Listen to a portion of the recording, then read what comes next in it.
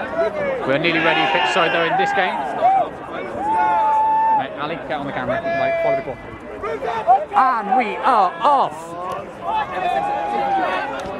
Spare Wolves first to the quaffle, but there is a pass after beat, and the ball has been turned over to Edinburgh. The Beaters are playing very aggressive this game. Lovely, aggressive beating by Edinburgh. And Kieran Newton's on the breakaway, sidesteps one, gets to another, shoots. Ooh. That has to be a shirt pull, right? That is a bad shirt pull as well. That is, yeah, no, absolutely. He scored anyway, didn't he? I don't think he did, but honestly, I think Kieran would have made that shot. Oh, he's going to score this. There's no bludges around the list. Yeah, I think he honestly would have made that shot if someone wasn't hanging onto his arm. If Charlie hadn't been hanging onto his arm, rather. But yeah, there's no bludgers, and there is no bludgers, and Kieran is a big boy. Everyone else is half his size. Size matters very little. It's all tackling technique. When you're that tall, but he's gone through anyway. First blood to Edinburgh. When they're that big, I beg to differ. 21 up, bro. I've seen some big people tackled by some tiny people. When you're that close to the hoops, he could have reached over them. Ali, with all due respect, you do not watch American Quidditch. Size matters very little. Oh, there's some very, very small people. Some lovely beater play happening around the middle of the pitch. Edinburgh managing to recycle bludger possession, though they haven't quite forced a quaffle turnover. Kieran Newton putting the pressure on Lydia Calder. Calder resets. Kieran still getting stuck in there. Ooh. Continuing to apply the hustle. He's knocked the quaffle loose. Ashara has covered his man though. Spells are playing very, very conservatively. Very conservatively. Are they predominantly... Oh, lovely turnover. And Edinburgh are away. Oh, but he's been caught.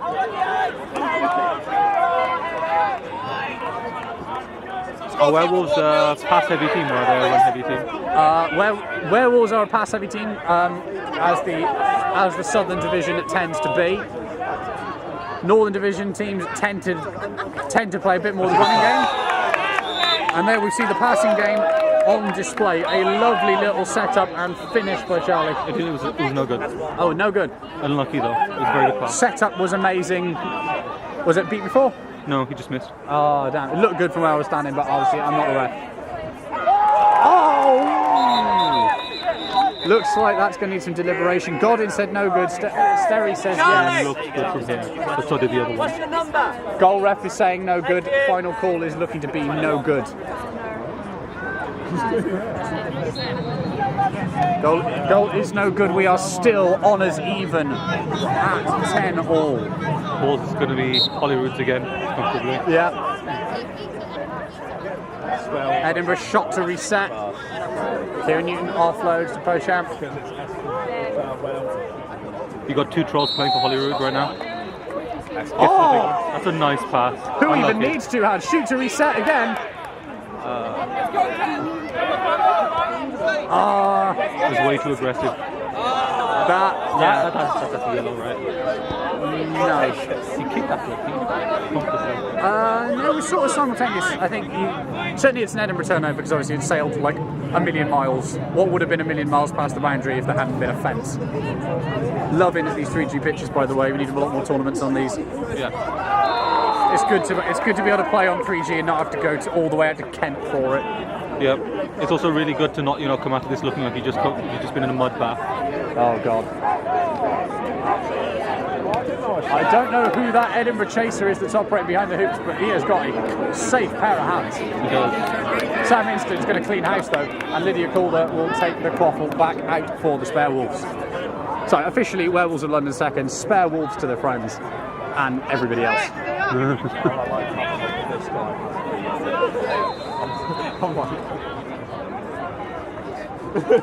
Calder looking for a way through. Inston and Pyrus having set up the lane. Shot deflected by Kieran Newton, and Luke Stevens will clear up to let his chasers recover. Pyrus has been caught out behind the hoops. Stevens has got their eye on him. Kieran Newton's on the breakaway. Oh, Newton can't quite connect with his man. That's a hard pass still. It was, yeah, that wasn't really going anywhere. Lovely hustle from Patrick Gray there. Pat Gray, the big boy. I made the team realise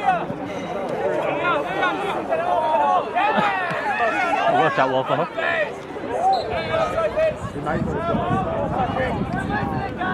So, Edinburgh have the ball. Edinburgh again looking for a way through. Hit coming in. Pat Gray again getting stuck in, and Lydia Calder will snaffle up the loose ball. It is still honours even at what time? Time check. Sorry? 4 minutes, 25 seconds. That's been the longest 4 minutes, 4.5 minutes of Quidditch I've seen in a long time. Certainly today. No, this is time flies when you're having fun. I find in Quidditch time goes a lot slower. Maybe it's just the adrenaline. I'm just experiencing everything at a faster pace. Even when you're not playing. Yeah, exactly. Instant getting through the tackle of Gary Cassidy to clean up a chaser. Pat Gray still with the ball.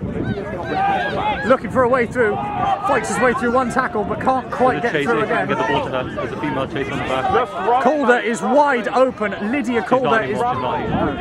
Lydia Calder was wide open. For like a good 30 seconds. I still... Okay, Stevens has noticed it. I would have backed Lydia to make that shot if he could get the ball to her. Spare Wolves recover. Pressure from Edinburgh still forcing them back there. Reset has been used.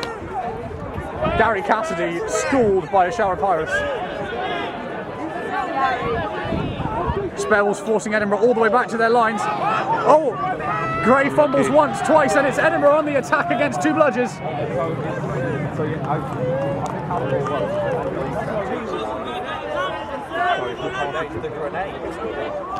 That's just unlucky. Oh, good hustle there by the Spare Wolves. I think, but for that fumble by Edinburgh, that would have been a goal. Burrows keeping Gray pinned in the middle of the pitch, giving his team time to set the defence, even though Spare Wolves do keep the quaffle. Phil Sam getting stuck in on the far side. He's come a long way since his days at Reading. Lydia Calder going through, looking for the offload, but Patrick Gray has been picked out. Really good beating there. I just waited for the pass to come and then picked him up.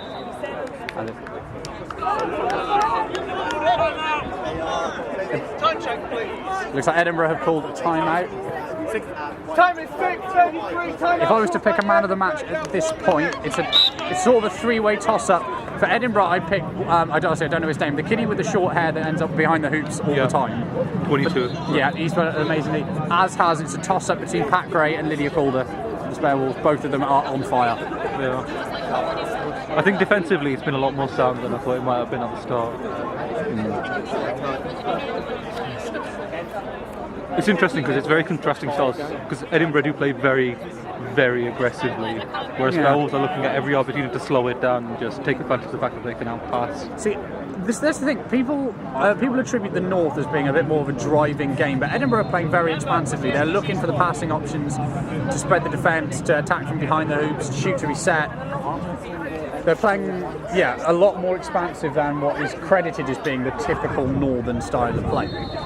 Spare Wolves again, though, very conservative, but again trying to... Spare Wolves, if anything, are trying to do the drive and dish. Yeah.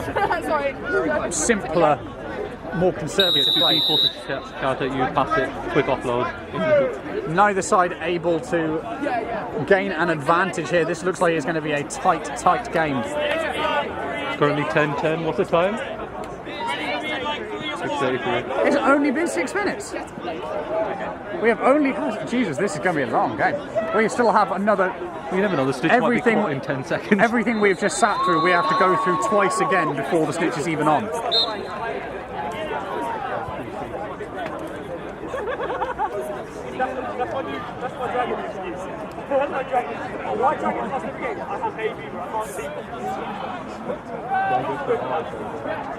Edinburgh looking for a way through.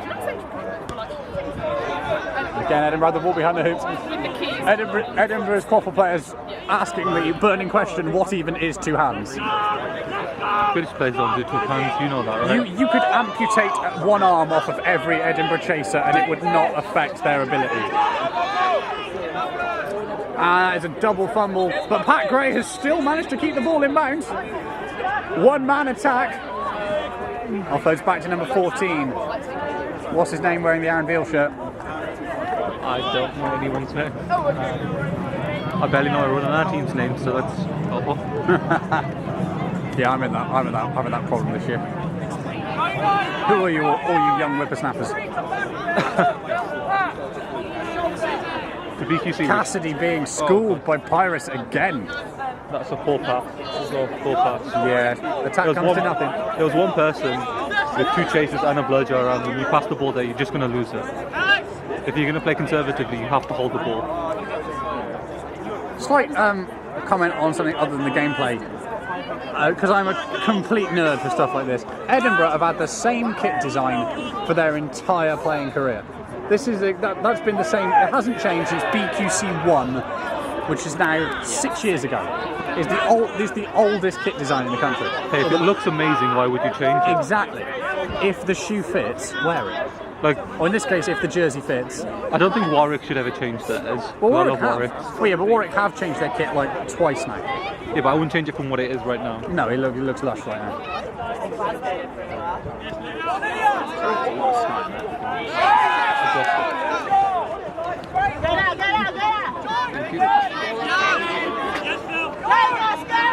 Matt Bateman coming in to provide the technical know-how. Us poor country kids can't work technology, you see. Yeah, we need the big London man. Obviously, because me and Ali, from the west, we live out in the boonies and hunt for our food. And in Gloucester, who are, yeah, this strange like magic picture thing that we are recording this game on. It confuses us, especially if it's in colour. If it breaks, we'll have to like sacrifice a goat or something. Just like Kieran Newton has sacrificed the Werewolves' defence. He has gone through it like a knife through butter. Excellent setup by Edinburgh, and the deadlock has been broken at last. It is 2010, and the pressure is still coming.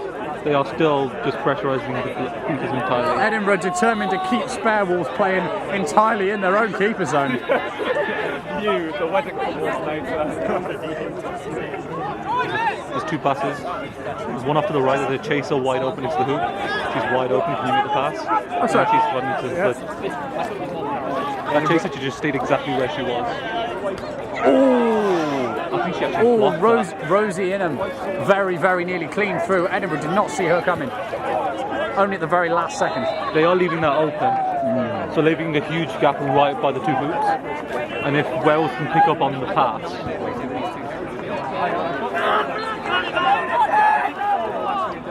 What a run! What a run that was! That is a goal and a gorgeous. 30-10 to Edinburgh, and well deserved. What a play! Score 3-1. Excellent time wasting technique. That was a goal and a half. Edinburgh. 3-1 to Edinburgh. They played well. It's been played well.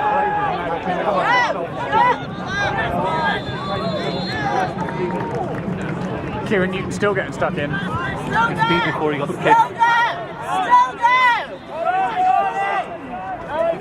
Charlie, faster! There we go! Come on, Charlie! Yeah!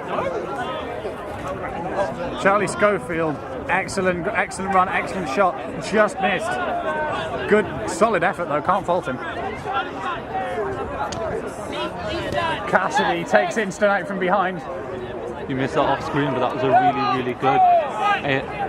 really good attempt at getting blood to control.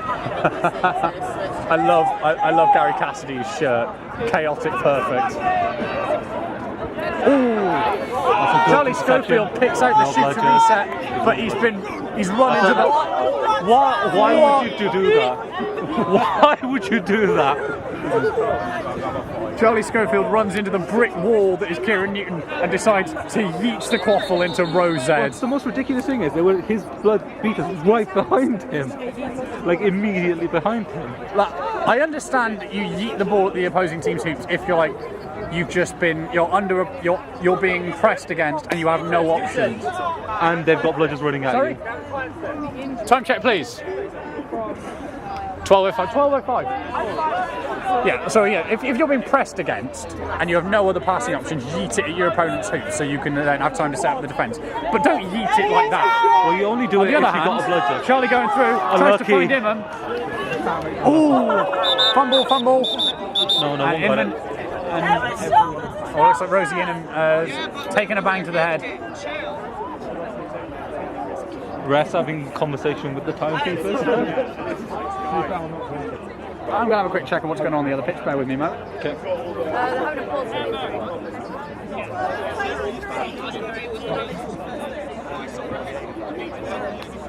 For those who are interested, at time of recording, Werewolves are leading Southampton 110 to 40. That's closer than it was at Southern though. So. A lot closer than it was at Southern. A lot closer.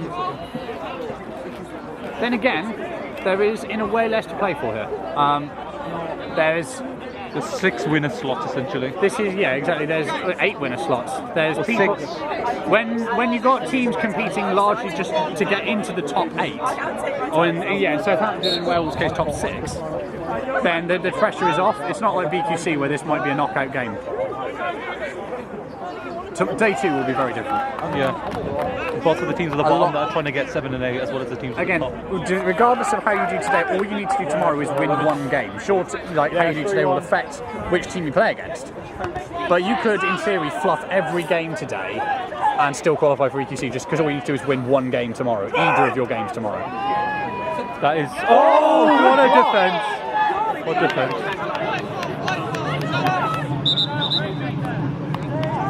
That was really good defence there. Just waited. I guess when you're a shorter keeper, that's what you have to do. Because you're not going to be able to block the high shots. It's unusual, you don't really see that many keepers at that height. Again, you've seen shorter. Have you seen Aaron Veal? The guy keeps and he's like 3'2". Aaron Veal representing Hobbiton QC. That's unlucky. Charlie going through, can't quite finish it off. It's still 30-10. Probably coming up to about 15 minutes now. Game time is 13:30. So we have 4.5 minutes until the snitch. That was a great goal. And a lovely run there by Edinburgh to go up 40-10. It was a great dodge from the bludger. Nice and easy shot after that. Werewolves request the quaffle back.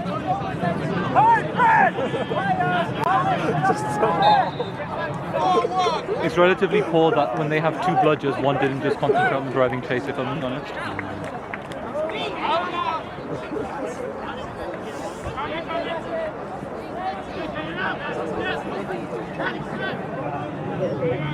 I guess they might have cannibalised their squad for the Werewolves one more here than they did at Southern, with the higher quality of opposition.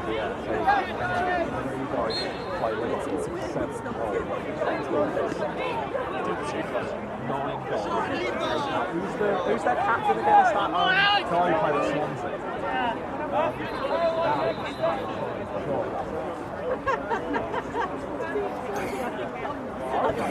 It's still 40-10. Good pass off the back, off the side. And it's another Edinburgh tax come to nothing. And it's a timeout from Edinburgh. So from Werewolves. Edinburgh, of course, having already used their timeout. My Time check. God, it's cold. Time is 14:56. We're on 1 minute timeout. Why can't the UK decide to what? Gibraltar's in the UK. Why can't we have tournaments in Gibraltar? Okay. Expense. And? I don't think I could afford to have a holiday to the south of Spain, essentially. Honestly, I think if you held BQC in Gibraltar, QuidditchUK, where? just for 1 year, find a sports centre in Gibraltar. I think the Quidditch playing population of the UK would all fly out there just to have a tournament where we weren't freezing. I mean, if you're going to do that, you might as well just have it in Barcelona. It's prime real estate until Spain inevitably takes it back. They can't take it back. Probably. It is really small. In fairness, if you're going to go to Gibraltar, you might as well just go the whole hog and just have it in Barcelona. I mean, yeah.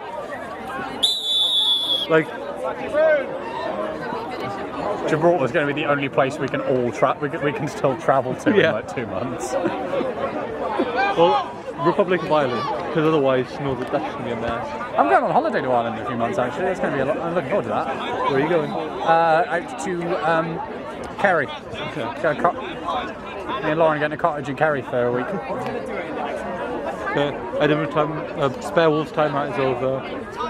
Keeper starts with the ball. Edinburgh have bludger control. And we are back underway. Can I just say this has been an atrocious video for me? I apologise to everyone watching, all 5 people. Again, we don't understand how this newfangled camera technology works. Including future Ali and future Newton. Where we come from, the most advanced form of entertainment is cave paintings. We discovered fire recently. Oh yeah. Our web fingers can't operate the camera too well. Oh, what a goal by the Spare Wolves! That did not look like it was on. I'm impressed at how he managed to get that through. That's the thing about elite teams, all you need to do is give them one lane.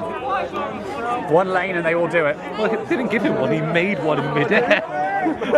That was impressive. No, that was a lane, it was 6 feet off the ground, but it was there. And here come Edinburgh. Pochamp going around. Offloads, but the receiver isn't quite there. In between his two sets of receivers. He's overclocked that somewhat. It's just because what happened to Mikey, really. Inston's taken out, but he's offloaded the bludger back to his old Reading teammate Phil Sam. How aggressive they are, there is a gap. Can he get round? There goes Kevin. Offloads, finds Jolly again. Good pass, unlucky. Shot wasn't quite on. Good beating teamwork though from Phil Sam and Sam Inston subbing off now. They did a year together for the Reading Rocks. They do know how to play together incredibly well. It was in slow-mo. It was and it's a shower of Pirates back on again.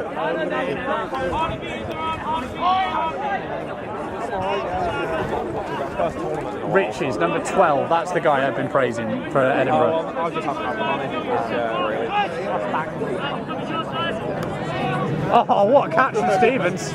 They've got Rudy as their snitch by the looks of it. Rudy, oh yeah. It's interesting how he works this. Well played. Oh, he needs to catch that. It's really well played from the chase who went in first place. They're running the ball in, no bludgers. Let's see how he takes this hit. What a play. Lovely goal there by Edinburgh, and it is 50-20. This game can still go either way, and the snitch is on. Rudy, still quite a big boy, all things considered. Obasi Adams will be facing Kieran Newton and Charlie Schofield. What's the score? It is the battle of the thick boys. It's 5-20, still in swim. With Spare Wolves catching for overtime. Humphreys, I haven't seen much of Callum Humphreys this game. Offloads to Pat Gray taken out, and Edinburgh on the attack again. Spare Wolves trying to set up a snitch bubble. Edinburgh would be well served just to hold the ball at this point. 3, 2, 1, and they're off. Kieran Newton gets out a little bit ahead of Schofield, and he's got the cover from Gary Cassidy. That was unlucky. It's a good spot. Pirates both seekers taken out quickly. Phil Sam forces a gap in the bubble against Cassidy and takes out Stevens. Charlie Schofield He scored. has a gap. Spare Wolves have scored. Schofield is trying to catch to win, and he has plenty of cover.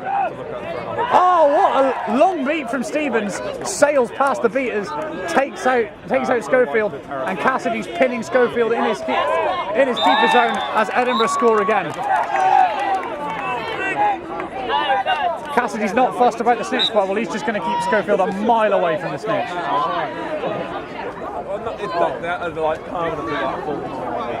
Sam and Pyrrhus forcing.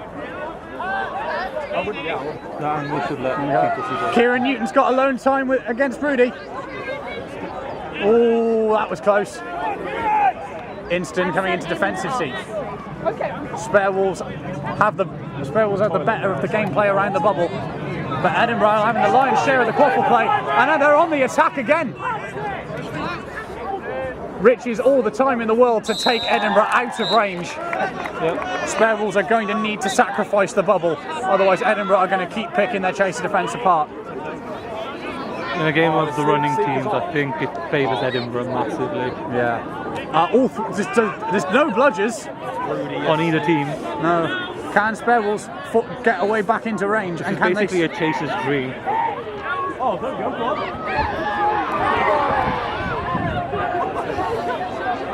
Once Werewolf takes out another one. And that is an Edinburgh quaffle. That is Yeah. Edinburgh quaffle. Edinburgh quaffle. Broom's down though. Edinburgh have the quaffle. Seeing some nice love between the seekers between Edinburgh and the Werewolves there.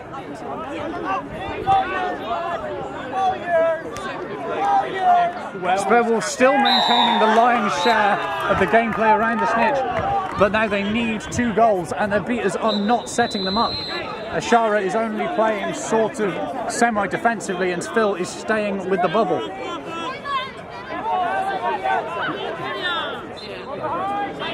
Edinburgh have given up the bubble. They are 2 out of range, they can afford to. Luke Stevens just focusing on making sure that Edinburgh do not concede any more goals. It Gets the beat. Quite a lot of confidence in Bishop. And here comes that explosive Edinburgh running That's game a goal. again. That is a goal, another one for Riches. It is 3 out of range. Edinburgh are putting this game away. Cassidy takes out Instant. It is Kieran Newton alone versus the Snitch. Can he finish it? Edinburgh, the pride of UK university teams. Can they close this game out? Be the first university team to win so far today.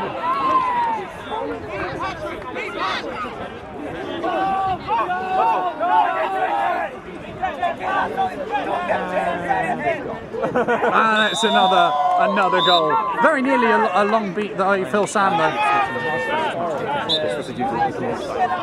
Yeah. Kieran Newton again with a lone time on Rudy. Edinburgh's chaser defence just outclassing Werewolves at this stage of the game. Edinburgh just need...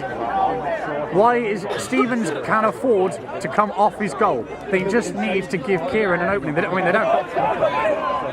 It's not. It's a luxury for them at this point. They know they are. If the status quo is maintained, Edinburgh win. But they need to make sure Kieran can catch the snitch, which he just has. That looks clean. It depends on whether Kieran was still had a hold of Rudy after the because he put one arm around and then caught with the other. I think it was behind his arm that way. Yeah, I think it's fine. But if Rudy's been impeded, it will be no good. I think if there was anything that did impede him, it might have been shoulder-to-shoulder contact. The refs are deliberating on the left. I mean, they would. I don't think they would disallow it for shoulder-to-shoulder contact. But if Kieran's got a hand on him, Yeah. all irrelevant. It's clean. Edinburgh closed the game out, and it is a first win for university sides at EQT.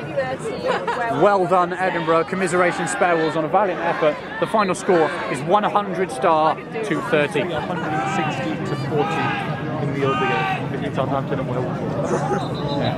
I have been Tom Newton. This has been Ali Taraja. We'll see you later. We apologise for this. We are sorry.